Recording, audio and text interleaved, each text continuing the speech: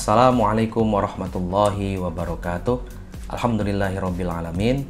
Arsala rasulahu bil huda wa dinil haq liyudhhirahu 'ala dini kullih wa kafa billahi syahida. Asyhadu an la ilaha illallah wa asyhadu anna Muhammadan abduhu wa rasuluh. Allahumma shalli ala sayyidina Muhammad wa ala ali sayyidina Muhammad. Rabbi shrah li sadri wa yassir li amri wahlul 'uqdatam min lisani yafqahu qawli, amma ba'du. Para pemirsa sekalian, pengikut channel YouTube Alif Lukmanul Hakim MPhil yang sangat saya hormati dan banggakan, serta mahasiswa, mahasiswi, terutama mata kuliah Islam Rahmatal Alamin di Universitas Islam Indonesia Yogyakarta yang saya banggakan. Kita panjatkan puji dan syukur kehadirat Allah Subhanahu wa taala atas segala nikmat, karunia, inayahnya, terutama iman dan Islam yang kita miliki dan kita dapatkan sampai hari ini. Salawat dan salam semoga selalu terlimpahkan kepada junjungan kita Rasulullah Muhammad Sallallahu Alaihi Wasallam, dan semoga kita semua mendapatkan syafaat beliau fid din wa dunya hatta akhirah. Allahumma amin. Teman-teman sekalian, kita bertemu kembali dalam pertemuan yang akan membahas materi yang baru ya, juga terkait integrasi Islam dan sains sosial ya. Ini tidak berbeda jauh tentang integrasi Islam dan sains sosial. Bagaimana kita akan menjelaskan tentang beragam kaitan antara sains sosial dengan ulama-ulama di bidang sosial, serta apa saja sih penjelasan terkait kaitan dengan aspek sosial dalam Al-Quran yang bisa kita pelajari. Kita sudah tahu bahwa ulama di bidang sosial itu ada banyak, ada Ibnu Khaldun, ada Ibnu Sina, ya, ada Ar-Razi, ya, ada Ibnu Batutah, ya. Kemudian di Al-Quran juga teman-teman perlu tahu ada ayat-ayat perang dan juga ayat-ayat perdamaian. Kenapa ayat-ayat perang? Ya, ayat yang turun pada saat perang, misalnya perang Badar, perang Uhud, perang Khandaq, ya. Dan itu kemudian juga tidak lupa harus kita tahu Islam juga di dalamnya mengajarkan tentang adanya ayat-ayat perdamaian, bahwa ternyata yang penting itu bukan hanya kita berperang, tapi yang penting bagaimana kita mencari solusi, jalan tengah, upaya damai ketika ada perang. Mengapa? Karena untuk meminimalisasi korban atau kemudian bahkan menghilangkan madorot ya, atau masalah yang bisa muncul diakibatkan karena perang. Anda bisa baca Quran surat Al-Baqarah ayat 190 sampai 193. Juga Anda bisa baca Quran surat An-Nisa ayat 89 sampai 91. Anda juga bisa baca Quran surat Al-Maidah ayat 28. Anda juga bisa baca Quran surat Al-Anfal ayat 56 sampai 58. Ya. Kemudian di Al-Quran juga ada banyak terkait dalil keadilan gender ya. Tentang kesetaraan, keadilan gender seperti itu, bagaimana kesaling hubungan yang setara, yang adil antara laki-laki dengan perempuan. Perempuan bisa beraktivitas juga di ruang publik, jadi guru, jadi polisi ya, dan sebagainya sama dengan laki-laki. Laki-laki juga bisa jadi chef atau tukang masak, ahli masak. Sekarang kan paling banyak laki-laki jadi chef atau ahli masak. Ini namanya keadilan gender. Anda bisa buka Quran surat An-Nisa ayat 1, ayat 3, ayat 7, ayat 19, ayat 32, ayat 34, dan juga ayat 129. Juga ada dalam Quran surat An-Nur ayat 4. Juga dalam Al-Quran Quran surat Al-Imran ayat 195. Dan juga Anda bisa buka Quran surat At-Taubah ayat 72. Ya, itu banyak hal terkait tentang masalah gender ya dan sebagainya ada di sana. Kemudian juga di Al-Quran terkait masalah sosial adalah bermuamalah dengan non-muslim. Ya, bermuamalah dengan non-muslim. Bagaimana kita berhubungan dengan non-muslim, berinteraksi, bekerja sama, berkolaborasi, itu diatur. Contoh Quran surat Al-Kafirun ayat 1-6. Qul ya ayyuhal kafirun la a'budu ma ta'budun wala antum 'abiduna ma a'bud wala ana 'abidu ma 'abattum wala antum 'abiduna ma a'bud lakum dinukum waliyadin. Itu ada dalam Quran surat Al-Kafirun ayat 1-6. Ada Quran surat Al-An'am ayat 106 sampai 107. Ada Quran surat Al-Anfal ayat 60 sampai 61. Ada Quran surat At-Taubah ayat 6. Jangan lupa juga kita diajarkan selalu oleh para ulama, para kiai kita, Allah itu sangat membuat kita homogen ya. pada satu hal, apa homogennya? Bahwa kita itu umat Allah yang harus bisa mengandalkan rasionalitas. Dan umat Allah yang mesti akan butuh interaksi sosial dengan yang lain, dengan the others. Mengapa demikian? Ya, karena kita berbeda, kita bertemu dengan yang berbeda. Kita adalah umat Allah yang homogen harusnya dalam sikap kita yang rasional. Kenapa? Kita diciptakan berbeda-beda, tentu tidak sama, dan itu harus bertemu perbedaan itu dengan cara apa? Dengan cara yang baik. Makanya turun Quran surat Al-Hujurat ayat 13. Ya ayuhan nas inna khalaqnakum min dzakari wa untha wa ja'alnakum syu'uba wa qabaila lita'arafu inna akramakum indallahi atqakum innallaha alimun khabir. Bahwa hai sekalian manusia, kata Allah, sesungguhnya aku menciptakan kamu sekalian dari jenis kelamin laki-laki dan perempuan, berbangsa-bangsa dan bersuku-suku. Syu'uba wa qabaila lita'arafu adalah untuk saling mengenal. Inna akramakum indallahi atqakum innallaha alimun khabir. Sesungguhnya yang paling mulia di antara kamu di sisi Allah, kata Allah, adalah yang paling takwa, yang menjalankan segala perintah Allah dan menjauhi larangannya. Bukan yang paling kaya, paling miskin, paling cantik, paling hebat, paling berkuasa. Seperti itu teman-teman ya. Kemudian Al-Quran juga di dalamnya berisi tentang bagaimana Islam melihat hak asasi manusia. Bagaimana Islam punya konstruksi juga tentang human rights, tentang hak asasi manusia. Jadi nggak cuma pembukaan Undang-Undang Dasar 1945, nggak cuma Universal Declaration of Human Rights punyanya Perserikatan Bangsa-Bangsa, tapi juga kita di Al-Quran, ya, kitab kita juga punya tentang konstruksi HAM. Anda bisa buka Quran surat Al-Maidah ayat 32, Anda bisa buka Quran surat Al-Baqarah ayat 256, Anda bisa lihat Quran surat An-Nur ayat 27 sampai 28. Dan tadi Quran surat Al-Kafirun ayat 1 sampai 6. Bagaimana kita membangun kesetaraan, ya, equality, kita membangun persatuan, kita membangun egalitarianisme, ya, di antara yang berbeda. Bagaimana kita menghormati mereka yang different ability, disable, ya, yang berbeda dengan kita secara fisik misalnya, itu sangat kita hormati, dan Al-Quran menghormati mereka dengan banyak tercantum dalam ayat-ayat yang tadi saya sebutkan. Silakan Anda cross check, silakan Anda lihat di sana. Kemudian Al-Quran juga sangat berhubungan atau membahas, mengkaji, menjelaskan banyak hal tentang pendidikan dan juga psikologi. Bagaimana perkembangan manusia secara psikologi, ya, tahap-tahap perkembangan dan sebagainya. Teman-teman yang belajar di psikologi, ada psikologi perkembangan dan sebagainya, itu ada Quran surat Fatir ayat 11. Oke, ada juga Quran surat An-Nahl ayat 70. Ada juga Quran surat An-Nisa ayat 1. Ada juga Quran surat Al-An'am ayat 1. Bagaimana tentang kepribadian manusia, tentang personality, human personality. Ada dalam Quran surat Al-Hajj ayat 46. Ada dalam Quran surat Al-A'raf ayat 179, ada dalam Quran surat Al-Isra ayat 36, dan juga ada Quran surat As-Sajdah ayat 7 sampai 9. Nah, misal kita harus tahu juga bahwa ternyata kita memang diberikan oleh Allah kemampuan, pintar, cerdas, punya rasionalitas, dan bisa mencari ilmu pengetahuan, bisa menjadi hebat, ya. Tapi juga jangan lupa kita diberikan ilmu pengetahuan itu pada dasarnya oleh Allah hanya sedikit, ya.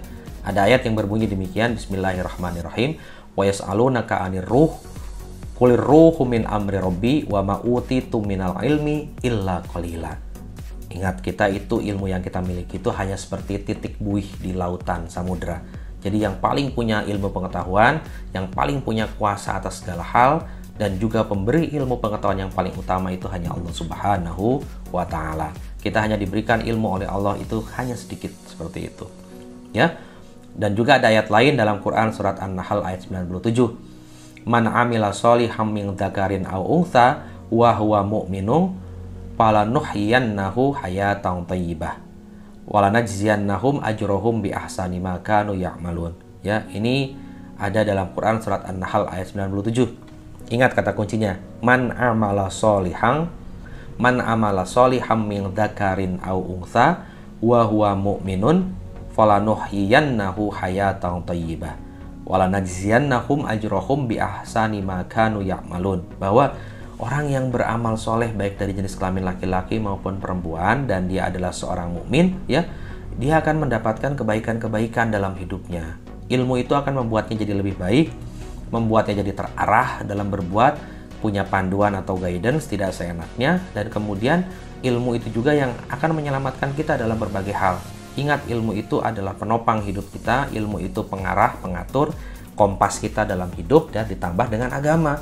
Ya, agama itu yang paling utama dan ilmu itu melengkapinya. Oke. Ada juga persepsi dalam Al-Qur'an ya. Bagaimana Anda harus mempelajari bahwa ilmu pengetahuan itu mesti penuh dengan persepsi dan asumsi-asumsi, dan apalagi ilmu sosial. Oleh karena itu teman-teman perlu mempelajari kaitan antara bagaimana kita mempelajari sosiologi ya, tentang interaksi sosial, interaksionisme simbolik, tentang peranata sosial, tentang kelompok-kelompok sosial, social group dan sebagainya, bentuk paguyuban atau Gemeinschaft, atau kemudian orang perkotaan yang seringkali tidak mengenal satu dengan yang lain walaupun rumahnya sebelahan, atau Gesellschaft dan sebagainya. Itu harus kita pelajari dan Al-Quran menjelaskan tentang itu. Bagaimana kita harus menjauhi gibah dan namimah, bagaimana kita harus menjauhi perbuatan mengolok-olok kelompok lain dan merasa kita lebih baik dari mereka, padahal jangan-jangan kata Allah kelompok yang kita olok-olok, perempuan yang kita olok-olok ternyata lebih bagus dari kita, yang lebih baik dari kita yang malah lebih buruk, seperti itu. Nah, Al-Quran juga menjelaskan secara sosial tentang konsep fitrah manusia. Bismillahirrahmanirrahim. Fa'akim wajhaka lid-dini hanifa fitratallahil lati fataran nasa 'alaiha la tabdila li khalqillah dzalikad dinul qayyim walakinna aktsaran nasi la ya'lamun. Ini ayat yang bagus sekali untuk kita menunjukkan bahwa kita ini punya fitrah yang sama, butuh interaksi, butuh kolaborasi, butuh bertemu dengan yang lain, butuh hidup yang baik dan lemah lembut dengan sesama. Fa'akim wajhaka lid-dini hanifa fitratallahil lati fataran nasa 'alaiha la tabdila li khalqillah dzalikad dinul qayyim walakinna aktsaran nasi la ya'lamun. Ya. Dan juga Al-Quran menjelaskan tentang keragaman budaya dalam Islam. Ayat Al-Hujurat ayat 13 yang sudah saya bacakan tadi. Ya ayuhan nas inna khalaqnakum min dzakari wa untha wa ja'alnakum syu'uban wa qabaila lita'arafu inna akramakum indallahi atqakum innallaha alimun khabir. Kemudian Al-Quran juga menjelaskan tentang konsep bahasa dalam Al-Quran. La yasma'una fiha lagwa wa la ta'thima. Itu konsep bahasa dalam Al-Quran yang harus teman-teman pahami, yang teman-teman harus pelajari seperti itu ya. Kemudian juga Al-Quran dan ekonomi. Al-Quran juga menjelaskan tentang hal yang berkaitan dengan ekonomi. Bagaimana agar kita tidak serakah ya. Dalam Quran surat Al-A'raf ayat 31. Ini sangat konsepsinya sangat sosial sekali, sangat sosiologis sekali. Ayatnya berbunyi kurang lebih demikian. Bismillahirrahmanirrahim. Ya ayyuhalladzina amanu inna katsiran minal ahbari warruhbani la ya'kuluna amwalan nasi bil batil wa yasudduna an sabilillah walladzina yaqnizuna adh-dhahaba wal fiddata wa la yunfikunaha fi sabilillah fabashshirhum bi'adzabin alim. Ini ayat yang penting ya, terkait bagaimana kita tidak serakah, kita harus berderma baik kepada sesama, berbagi ya kepada sesama. Ini penting untuk kita miliki. Kemudian juga secara sosial Al-Quran mengajarkan kepada kita untuk tidak kikir ya. Larangan untuk menjadi kikir kepada orang lain, tidak mau berbagi, tidak baik kepada sesama. Quran surat Al-Isra ayat 100 berbunyi demikian. Bismillahirrahmanirrahim. Qul law antum tamlikuna khazaina rahmati rabbi idzal la amsaktum khasyatal infaq, seperti itu. Wa kanal insanu qatura. Kemudian ada dalam Quran surat Al-Ma'arij ayat 21. Wa idza massahul khairu manu'a. Ya. Kemudian Quran surat Ar-Rum ayat 39 teman-teman. Ada juga wa ma ataitum mir ribal liyarbu fi amwalin nasi fala yarbu indallah wa ma ataitum min zakatin turiduna wajhullahi faulaika humul mudhaifun. Itu Quran surat Ar-Rum ayat 39. Kemudian ada juga ayat lain yang berbunyi demikian. Bismillahirrahmanirrahim. Ya ayyuhalladzina amanu idza nudiya lis-sholati min yaumil jumu'ati fas'au ila dzikrillahi wa dzarul bai' dzalikum khairul lakum in kuntum ta'lamun. Ingat, ini juga aspek sosial loh. Ketika kita dikumandangkan azan Jumat atau waktu Jumat tiba, tinggalkanlah dulu aktivitas jual beli, hal-hal lain yang kita lakukan, bisnis dan sebagainya, untuk kita sholat Jumat, dengarkan khutbah, kemudian selesai sholat, barulah kita akan kembali lagi beraktivitas sosial, ekonomi, pemasyarakatan, budaya, politik dan sebagainya.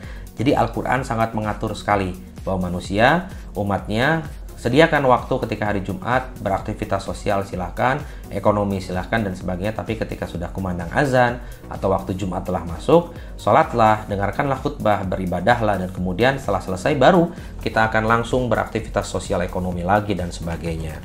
Kemudian Al-Quran juga mengatur kaitan antara Al-Quran dengan transaksi di Al-Baqarah ayat 282. Yang ayatnya berbunyi demikian, Bismillahirrahmanirrahim, Ya ayyuhalladzina amanu idza tadayangtum bidaini ila ajalim musammang faktubuh wal yaktub bainakum katibum bil adl wala ya'ba katibun ayyaktuba kama 'allamahullahu falyaktub wal yumlilil ladzi 'alaihil haqqu wal yattaqillaha rabbaha wala yabkhas minhu syai'a. Fa in kana alladzi 'alaihil haqqu safihan aw dha'ifan aw la yastati'u ayyumilla huwa falyumlil waliyuhu bil 'adl wastashhidu syahidaini mir rijalikum fa illam yakuna rajulaini farajulun wa imra'atani mimman taradawna minasyuhada'i an tadilla ihdahuma fatudzakiru ihdahumal ukhra wala ya'ba syuhada'u idza ma du'u wala tas'amu ang taktubuhu sagiran aw kabiran ila ajalihi dzalikum aqsatu indallah wa aqwamu lisyahadati wa adna alla tartabu illa ang takuna tijaratan hadiratan tudirunaha bainakum falaisa alaikum junahun alla taqtubuha wa ashhidu idza tabaya'tum wala yudarra katibun wala syahid wa in taf'alu fa innahu fusukum bikum wattaqullah wa yu'allimukumullah wallahu bikulli syai'in alim. Ini adalah ayat yang sangat lengkap dalam Al-Baqarah ayat 282 yang mengatur tentang transaksi, yang mengatur tentang jual beli, transaksinya, ijab kabulnya, kesepakatannya dan sebagainya. Ingat, Al-Baqarah itu adalah surat yang berisi tentang hukum-hukum, teman-teman. Hukum-hukum berbagai hal, muamalah, ya pidana, transaksi jual beli, ya pinjam meminjam dan sebagainya, pernikahan, itu ada dalam Al-Baqarah ya. Jadi Islam sudah sangat lengkap. Kemudian tentang hutang piutang juga diatur. Ini kan aspek sosial juga, bagaimana hubungan kita dengan manusia yang lain ya, dengan institusi, instansi dan sebagainya. Bismillahirrahmanirrahim, ayat hutang piutang ya. Mangdalladzi yuqridullaha qardan hasanan fayudha'ifahu laha adha'afan katsira wallahu yaqbidu wa yabsutu wa ilaihi turja'un. Ini ayat tentang hutang piutang. Jadi Al-Qur'an juga mengatur tentang bagaimana hutang piutang itu dilaksanakan. Ya. Nah, berbagai hal tadi yang saya sampaikan teman-teman terkait tema kali ini, integrasi Islam dan sains sosial, kaitannya tidak hanya kita mengetahui siapa saja ulama ilmu sosial seperti yang materi sebelumnya, tapi kaitannya tentang apa saja aspek sosial, dimensi sosial, hal-hal yang berhubungan dengan aspek sosial dalam kehidupan itu diatur dalam Al-Quran juga secara rinci. Tapi rincinya Al-Quran memang kadang masih umum, makanya kemudian dalam Islam ada hadis Nabi, ada sunnah Rasul sebagai penjelas. Nanti ada lagi penjelas lain yaitu ijma dan qiyas para ulama ya, yang berasal dari ijtihad para ulama yang punya kemampuan secara fikih, secara usul fikih, secara tools of analysisnya, ilmu bahasanya, ilmu alatnya, ilmu mantiknya dan sebagainya. Nah, itu hal-hal yang perlu teman-teman ikuti dan pelajari, bahwa ternyata Al-Quran itu penuh dengan aspek sosial yang dijelaskan juga, tidak melulu aspek yang sifatnya tauhid atau aspek yang sifatnya fikih atau ibadah saja, tapi juga aspek-aspek yang berhubungan dengan aspek sosiologis ya, antropologis dan geografis. Nah, teman-teman, saya rasa kita perlu mengingat bahwa perkuliahan kita adalah Islam rahmatan lil alamin. Sekali lagi, bagaimana kehadiran kita sebagai umat muslim, kehadiran kita sebagai seorang muslim dan muslimah tentu harus bermanfaat bagi orang lain.